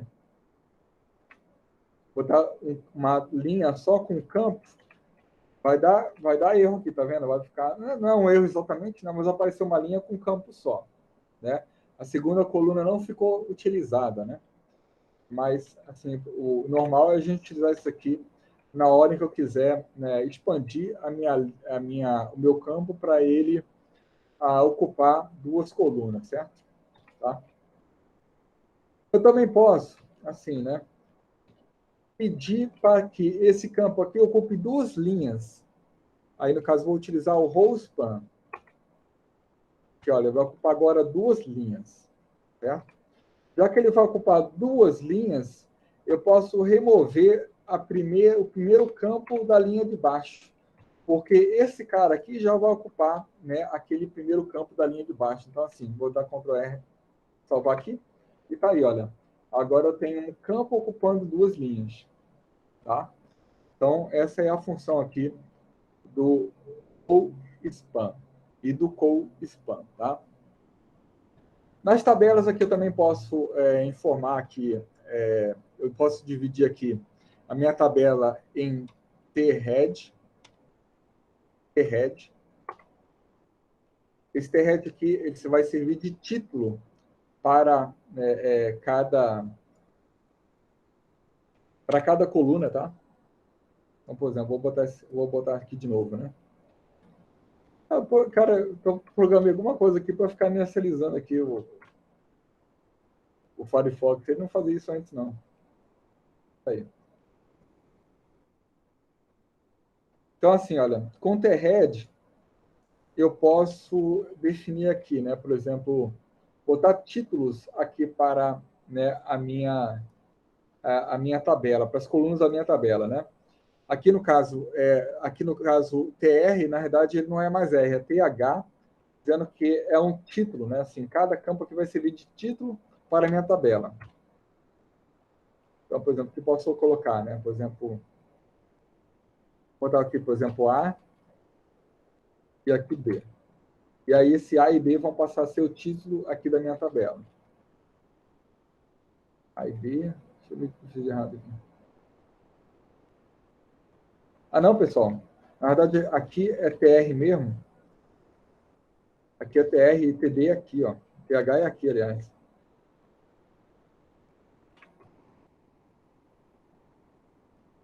Agora sim. Tá vendo? Você tá vendo como ele colocou aqui, por exemplo, o A e o B negrito? Porque como é TH, né? O TH é para título, né? Ele bota mais destacado. Claro que tudo isso a gente pode mudar via CSS, né? Eu aqui no CSS vou colocar aqui também que o TH eu quero uma borda no CSS. Agora sim está com uma borda ali também, sendo que A e B está em negrito, né? Quando a gente coloca um T head aqui, a gente também costuma colocar um T body, né, que é o corpo da tabela. E aí, no caso, a gente coloca esse conteúdo dentro do T body. Né? Vê que T head e T body não são obrigatórios, tá? A gente pode usar eles ou não. E eu às vezes também posso utilizar também o defooter aqui, ó. Defoot, aliás, para definir. É defoot mesmo? Eu posso defooter.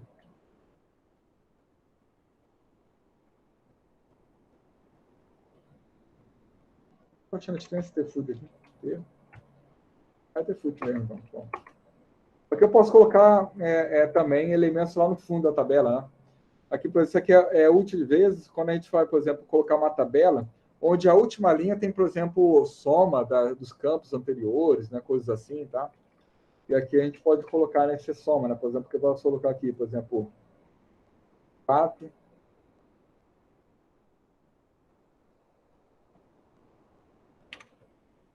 Eu posso colocar 6, né? E o tfoot aqui, olha, vai mostrar aqui, né? A soma dos campos, né? 1 e 3, né? Então, o tfoot é para isso, tá? São mais elementos mais semânticos, né? Assim, assim, é mais semântico o fato de você informar para o browser que uma coisa é o head, outra é o body e tudo mais, né? Tá bom? Até que a tabela também aceita um caption. É, por exemplo, uma descrição da tabela. E aí esse caption, como é que ele vai ser apresentado, vai depender do teu CSS, tá? Você pode colocar o caption tanto no começo como no final também aqui. Ele vai aceitar de boa, tá? E a forma de apresentação disso define lá no CSS. Por exemplo, você pode dizer, não, eu quero que o caption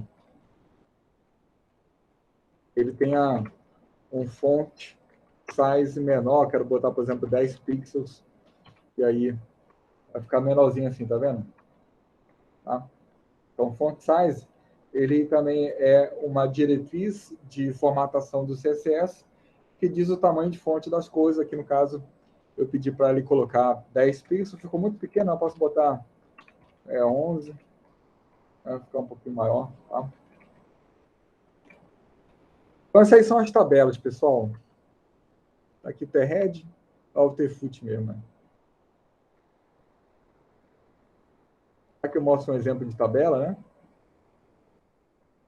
Exemplo de tabela. E aqui eu falo do whole span e do call span, certo? Mostrando exemplo aqui. Meu exemplo mais prático aqui no caso, né? Aqui no caso eu estou criando um título, né, que vai estar sendo ocupado por em três colunas, olha só, professor do GPEC. Mas a gente tem um grupo de pesquisa de educação em computação, né? São esses 4 professores aqui, eu, Eduardo, Elaine e o Leandro. E esse aqui, pessoal, é o primeiro exercício. É o primeiro exercício aqui da linguagem. E aí eu queria que vocês fizessem o seguinte, olha, eu queria que vocês criassem ali no GitHub, vocês viram que eu compartilhei com vocês um vídeo falando do Git do GitHub. Eu queria que vocês criassem um repositório privado no GitHub e aí me adicionassem como colaborador do repositório, tá? Porque a minha ideia quando eu for corrigir os exercícios, eu vou clonar o repositório de vocês e aqui na minha máquina para sair corrigindo, tá? Então, para isso, eu peço para cada um de vocês criar, né, assim, um primeiro exercício, né, criar um repositório privado, e aí dentro desse repositório privado, que pode ser chamado de prog web, tá? Vamos chamar ele de prog web, isso aqui, ó.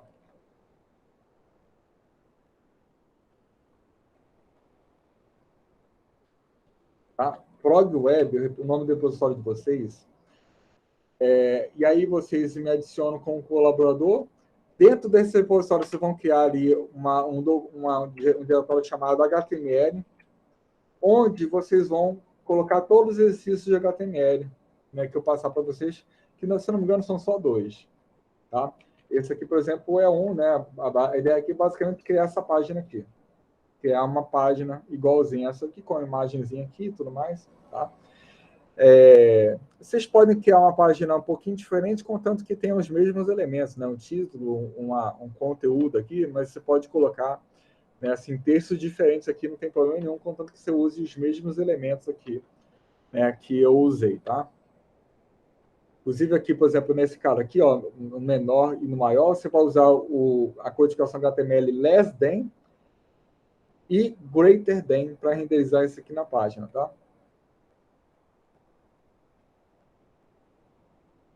Beleza, pessoal? Então, vocês vão criar essa imagem, essa página aqui, e aí vão colocar o conteúdo dessa página aqui dentro de HTML. Tá? Você pode colocar dentro de HTML diretamente, ou então pode colocar dentro de um subdiretório dentro de HTML, mas para mim tanto faz. Como é que você vai fazer, contanto que você cria aqui, né? O prog web, o repositório, depois cria um diretório dentro do prog web, tá? E aí depois isso a gente pode até fazer aqui rapidinho, né, pessoal? Olha só. Como é que a gente faz para criar aqui um repositório, né? Olha só. Vou aqui, por exemplo, mkdir prog web aqui, certo? Eu vou entrar aqui em prog web, vou dar git init aqui, para inicializar um repositório aqui dentro do prog web, né? Eu vou criar aqui, por exemplo, meu diretório HTML, vou dar aqui cd HTML, aí vou criar aqui, por exemplo, dois exercícios 1.html, vou criar, por exemplo, alguma imagem aqui também, né? Digamos que eu possa botar aqui, por exemplo, aqui essa imagem, só vai essa imagem aqui, por exemplo.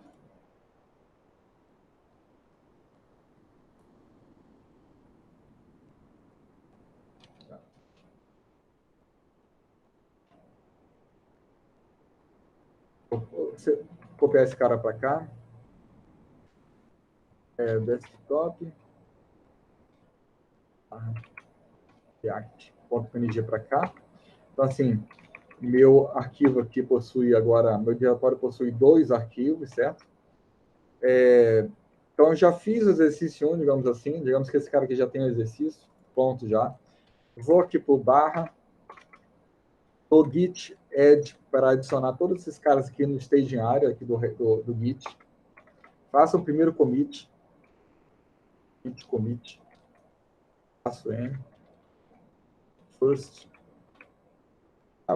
Você pode botar isso aqui, por exemplo,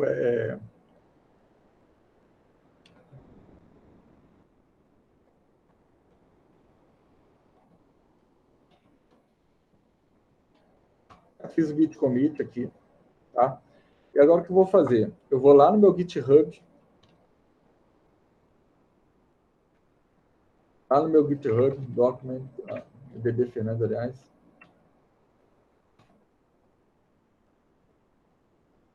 Vou criar um novo repositório ali. É aqui, desculpa. Novo repositório. Aqui vou botar, por exemplo, prog web. Já tem esse cara, vou botar 2022. Alguma descrição aqui do repositório. Repositório. A disciplina de programação web. Deixa eu aumentar a fonte aqui. Programação web. Quero privado, vocês vão botar privado aqui. Mas pode... não precisa colocar nada disso aqui. Você cria aqui o repositório. Cria o repositório.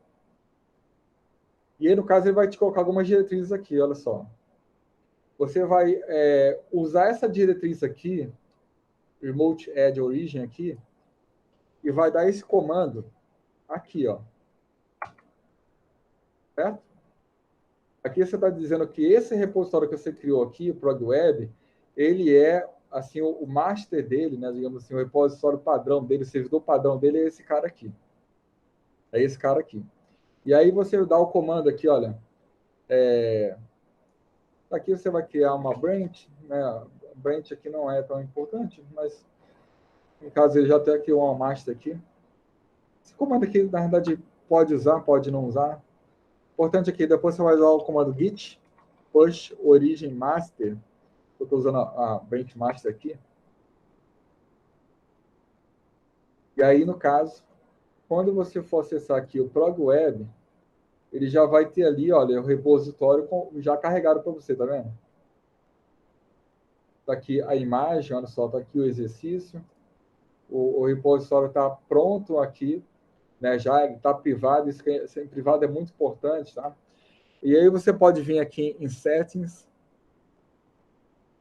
Manage Access aqui, ele vai pedir a tua senha aqui.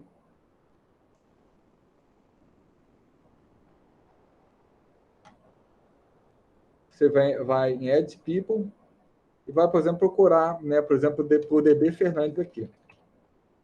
Tá? Ele não vai adicionar aqui, por exemplo, DB Fernandes, porque o DB Fernandes já sou eu, né? Mas é isso que você vai fazer. Para adicionar um colaborador para o site, para o repositório, você vai vir aqui e fazer isso, tá? Me adicionar aqui como colaborador. E a partir do momento que você me adiciona como colaborador, eu tenho acesso ao teu repositório, apesar dele ser privado, tá? Basicamente é isso, pessoal. Pessoal, dúvidas? Tudo certo? Pode usar CSS se quiser também, Sérgio. De boa, pode usar aí também. Mas assim, eu só vou olhar mesmo só vou usar mesmo para olhar para o HTML, tá? Assim, eu só vou corrigir o HTML mesmo, tá? Mas se quiser, por exemplo, usar CSS para colocar aquela imagem naquele lugar lá, né, pode usar, tá? Então, essa era a aula de hoje, pessoal. Eu vou ver aqui com o Leandro, com o pessoal lá do Comp, como é que está a questão do laboratório. Assim, a tendência é a gente passar a dar as aulas numa sala lá do ICE, enquanto o laboratório não estiver pronto para a gente, tá? Eu vou mantendo vocês informados lá no Resumo e também lá no Telegram, tá bom? Então é isso, pessoal. Obrigado pela presença, tá? Pode falar, Bárbara. Bom dia. Só uma dúvida, é porque no plano de ensino está dizendo que segunda é assíncrono? Ô, Bárbara, assim, aquilo ali era uma ideia que eu tinha na hora ali da criação do repositório, mas depois eu mudei de ideia, tá? Eu quero fazer tudo síncrono mesmo, tá? Ah, sim, sim. Obrigada. Eu vou fazer tudo síncrono mesmo, tá? Seja aqui pela web, seja lá no eComp, assim, a ideia que é assim que a gente vai fazer agora, tá? Que é bem melhor do que assíncrono, né? Ok, professor, obrigada. Tá bom? Obrigado, Bárbara. Valeu, pessoal. Um abraço para vocês aí. Até segunda-feira da semana que vem. Tchau, tchau. Beleza, professor. Bom dia, obrigado aí. Obrigado também. Tchau, tchau. Tchau, tchau.